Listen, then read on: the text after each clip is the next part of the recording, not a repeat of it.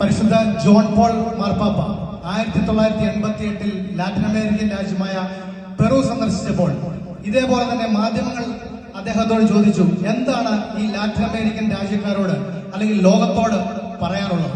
അദ്ദേഹം പറഞ്ഞു, വിശുദ്ധ കുർബാനയെ കുറിച്ചുള്ള നിങ്ങളുടെ വിശപ്പ് ഒരിക്കലും അടങ്ങാതിരിക്കട്ടെ. ഒരു പുസ്തകമുണ്ട്, അതിങ്ങനെയാണ്, the road of hope, the gospel from prison. അത് ഒരാളുടെ ജീവിത കഥയാണ്, ഒരു കർദിനാളിന്റെ ജീവിതം. കർദിനാൾ ഫ്രാൻസിസ് സേവ്യർ എന്ന ഒരു കർദിനാളിന്റെ ജീവിത കഥയാണ്. കമ്മ്യൂണിസ്റ്റ് സേവ്യർ അദ്ദേഹത്തിന് ആകെ കിട്ടിയിരുന്നത് ഒരു ചെറിയ സുഷിരത്തിലൂടെ വരുന്ന ഒരു വെട്ടം മാത്രമായിരുന്നു. 13 വർഷം അദ്ദേഹം ആ തടവ് അനുഭവപ്പെടുന്നു. അല്ലെ, ഒരു ചെറിയ കഥ കൂടി പറഞ്ഞ് ഞാൻ അവസാനിപ്പിക്കാം.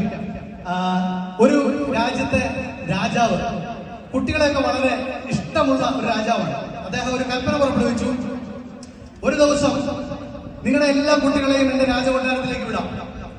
ഒരു ദിവസം, പറയുന്ന സമയത്ത് ആ കുട്ടികൾ രാജകൊട്ടാരത്തിൽ കയറി എന്തെടുക്കുന്നുവോ അത് മുഴുവൻ ആ കുട്ടികൾക്ക് വീട്ടിലേക്ക് കൊണ്ടുപോകാം, അവരുടെ സ്വന്തമാണ്. അത് കേട്ട ഉടനെ നമുക്കറിയാം, നമ്മളെ പോലെയുള്ള മാതാപിതാക്കളാണ്. അവര് അപ്പോൾ മുതൽ ആ കുട്ടികൾക്ക് ട്രെയിനിങ് കൊടുക്കാൻ തുടങ്ങി. കാരണം രാജകൊട്ടാരമാണ് ഏറ്റവും വിലപിടിപ്പുള്ള പൗഴവും രത്നങ്ങളും എല്ലാം ഉള്ള സ്ഥലമാണ് രാജകൊട്ടാരം. പിള്ളേർക്ക് ട്രെയിനിങ് ഒക്കെ തുടങ്ങി, പിള്ളേരെല്ലാം ട്രെയിൻഡായി. ആ ദിവസം വന്നെത്തി, ആ മണിക്കൂറുകളായി പിള്ളേരെല്ലാം രാജകൊട്ടാരത്തിലേക്ക് ഇടിച്ചു കയറി. അപ്പോ രാജാവ് ഇങ്ങനെ മാറി നിന്ന് നോക്കുകയാണ്. അപ്പോൾ രാജാവ് കാണുന്നുണ്ട്, കുട്ടികളെല്ലാം ഏറ്റവും വിലപിടിപ്പുള്ള സാധനങ്ങളെല്ലാം ഇങ്ങനെ വാരിക്കൂട്ടുകയാണ്. പക്ഷെ ഒരു കുട്ടി മാത്രം അനങ്ങാതെ അവൻ മാറി നിൽക്കുകയാണ്. രാജാവിന് ഭയങ്കര കൗതുകമായി, ഇതെന്താണ് ഇവൻ മാത്രം ഒന്നും എടുക്കുന്നില്ലല്ലോ. അവനെ തന്നെ ഇങ്ങനെ രാജാവ് ശ്രദ്ധിച്ചുകൊണ്ടിരുന്നു. സമയം അവസാനിച്ചു എന്ന് പറഞ്ഞപ്പോൾ രാജാവിനെ ആരോ കെട്ടിപ്പിടിച്ചതായി തോന്നി. രാജാവ് നോക്കിയപ്പോൾ ആ ഒന്നും എടുക്കാൻ നിന്ന കുട്ടിയാണ്. അപ്പൊ അവനോട് ചിരിച്ചോണ്ട് ചോദിച്ചു, നിനക്കറിയാമല്ലോ, നീ എന്തെടുത്താലും നിന്റേതായിരുന്നു, നീ എന്തുകൊണ്ടാണ് ഒന്നും എടുക്കാറുള്ളത്? അവൻ പറഞ്ഞു, ഞാൻ എടുത്തല്ലോ, എനിക്ക് ഈ രാജാവിനെ മതി. ആ രാജാവിനെ അവന് കിട്ടിയപ്പോൾ അവന് ആ രാജ്യം സ്വന്തമായി.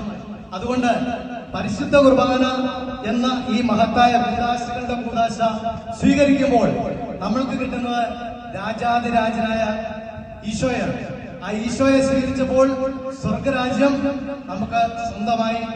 ആ ഒരു ചടുലതയോടെ, ആ ഒരു വിശ്വാസ തീക്ഷ്ണതയിൽ മുൻപോട്ട് വളരുവാൻ ജോക്കുട്ടന് എല്ലാ അനുഗ്രഹങ്ങളും ഞാൻ നേരുന്നു. പ്രത്യേകിച്ച് ഈ ഒരു ദിവസം ഇത്ര മംഗളമായി നടത്താൻ അതിന്റെ പിന്നിൽ പ്രവർത്തിച്ച അവരുടെ parents, grand parents from both side, അവരുടെ ബന്ധുമിത്രാദികൾ എല്ലാവരെയും ഹൃദയത്തിന്റെ ഭാഷയിൽ നന്ദിയോടെ സ്മരിക്കുന്നു. Thank you very much.